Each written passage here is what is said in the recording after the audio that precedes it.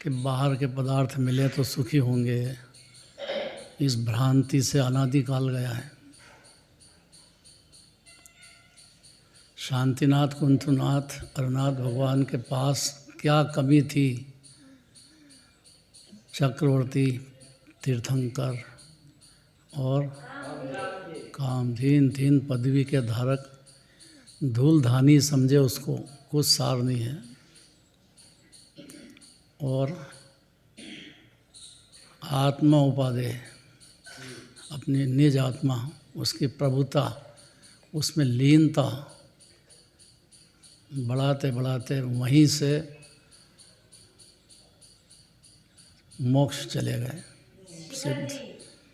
शिखर जी से तो गए, लेकिन यहाँ पे सारी साधना पूरी हुई है, भाव मोक्ष यहीं कर लिया। द्रव्य मोक्ष की कोई ज़्यादा ज़रूरत नहीं है। भाव, सारा जैन धर्म भाव का है। ये जीव भाव से समझ जाए कि मैं भी भगवान जैसा हूँ, और उसी क्षण सम्यक दर्शन ज्ञान चाहिए शुरू होएगा। उसकी महिमा जो पुद्गल की चढ़ रही अनादिकाल से, पैसे वाले को देख करके या पैसे में सारा टाइम बर्बाद करे, ये मूर्खताएं अनादिकाल से चल रही हैं। उसको समझ में ही नहीं आता है कि देह छूटेगा, ये कुछ साथ जाएगा नहीं। अपन भगवान के पास आए हैं तो प्रयोजन क्या है? हाँ, तो भगवान अनंत सुखी आत्मा से है, तो सुखी खान आत्मा है। इतना समझने से सम्यक दर्शन ज्ञान चारित्र चालू हो जाएगा जीव को।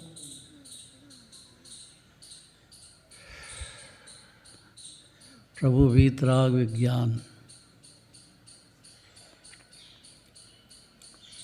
भाव मन मय शुभ अर्घ लिया। आखिरी का अर्घ लाइन के लिए 2 लाइन। अर्घ की लाइन है, प्रभु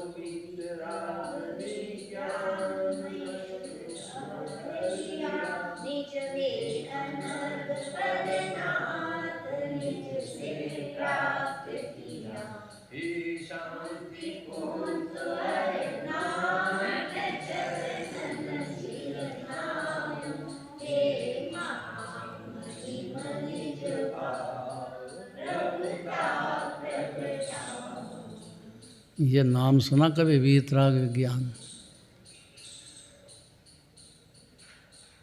रेणु जी नाम सुना कभी? क्या होता है? अरे नाम ही नहीं सुना कभी। वीतरागता क्या होती है, विज्ञान क्या होता है, और उस मैं आत्मा है।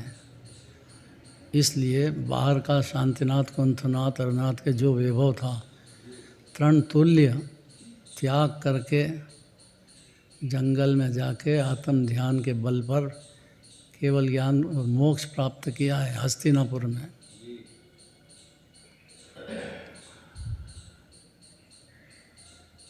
उपसर्ग हुए विष्णु कुमार मुनिराज। सुना कि नहीं? क्या हुआ?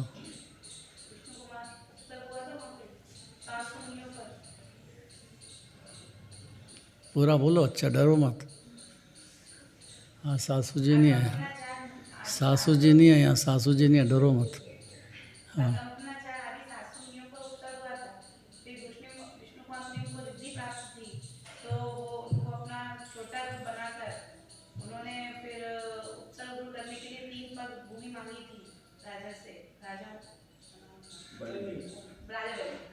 उस समय बलि थे तो उनसे 3 पग भूमि मांगी, तो एक पग तो पूरा विश्व नाप लिया, और एक पग में पूरा आकाश, और एक पग में बोला कहाँ रखूं, तो उनका मान मिल गया था। हाँ, नहीं, उनके माथे पर रखा तो जमीन में गिरने लगे, माफ़ी करो, माफ़ करो, माफ़ करो। तो जैन धर्म में तो सबसे बड़ा धर्म क्षमा भाव है। कोई भी जीव हो, आप तो क्षमा रखो।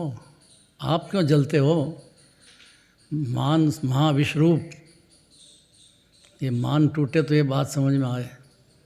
तो उन्होंने माफ़ी मांगी तो तत्काल क्षमा कर दिया उनको। जिसने इतने काल उपसर्ग किया उसको एक क्षण में, उसी क्षण क्षमा कर।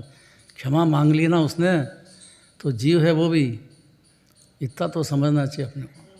मन में गांठ नहीं बांधना चाहिए कि ये मेरे दुश्मन हैं, ये मेरे अहित करते हैं, ये मेरे के लिए सब बुरे हैं। कोई बुरा नहीं है, आप खुद बुरे हो रहे हो पर्याय में, अनादिकाल से हो रहे हो। क्यों हो रहे हैं कि ये बाहर के पुद्गल की महिमा चढ़ गई, बस आखा दिन लगा दो पुद्गल के पेश पे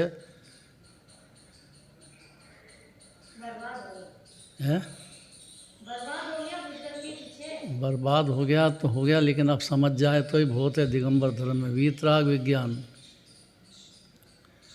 ये कला सीखना है जीव को, जो अनादि से नहीं सीखी है।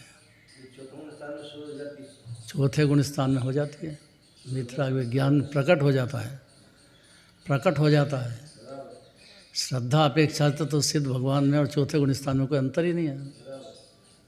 चारित्र की बातें हैं तो वो धीरे धीरे सबका पुरुषार्थ जैसा लगेगा, अपनी आत्मा में लीनता का, जैसे धीरे पहले अपने को आत्मा मान ले तो ही सम्यक दृष्टि तो ज्ञान और चारित्र शुरू हो जाता है। इतनी सरल बात है। देखो आपने सारी ये लिखने, आज पूजा करने का प्रयोजन क्या है कि जीव को जो महिमा चढ़ी ना पुद्गल की, पैसा पैसा पैसा, बस पूरा बर्बाद हुआ अनादि से फिर होता है। कितना कहते हैं भाई, छोटे बच्चे को लाओ, अच्छा है, उसको सिखाओ, संस्कार डालो, एक बार डाल दिया तो अनंत काल तक भगवान बन के निकलेगा वो। एक बार संस्कार पड़ जाए बस, शर्म टूट जाए उसकी, मंदिर आने में शर्म लगती है जीव को, झुकना पड़ता है ना, तो यहाँ झुके कैसे हो, बहुत पुरुषार्थ है यहाँ झुकने में। इसलिए वीतराग विज्ञान क्या होता है, कैसे होता है, ये बात को समझ करके और अर्घ चढ़ाना है जीव को, अर्थात सर्वस्व जो है वीतराग विज्ञान है। ऐसा अपने आप को समझा करके अर्घ से भगवान, अर्घ माने कुछ नहीं चाहिए, अब वीतराग विज्ञान बस, तीन भुवन में सार वीतराग विज्ञानता, तीन लोक तीन काल में सारभूत ये है, वीतराग भाव और विज्ञान सम्यक ज्ञान। सम्यक ज्ञान केवल ज्ञान को ले आएगा और वीतराग भाव शुरू भी हुआ। एक क्षण भी जीव ने अपने को आत्मा समझ करके निर्विकल्प रस पिया, मोक्ष की गारंटी है सिद्धालय की। ऐसा नींव चौथे गुण स्थान में हर जीव डाल सकता है। संगी पंचेंद्री दिगंबर जैन धर्म मिला काय के लिए। और अब ये काम करके आपने निज में अनर्घ पद नाथ निज से प्राप्त किया, कोई की मेहरबानी से नहीं किया है। अनंत भगवान की भी मेहरबानी नहीं है उसमें, उन्हें तो दिव्य धनी में कह दिया, बाकी करा किसने,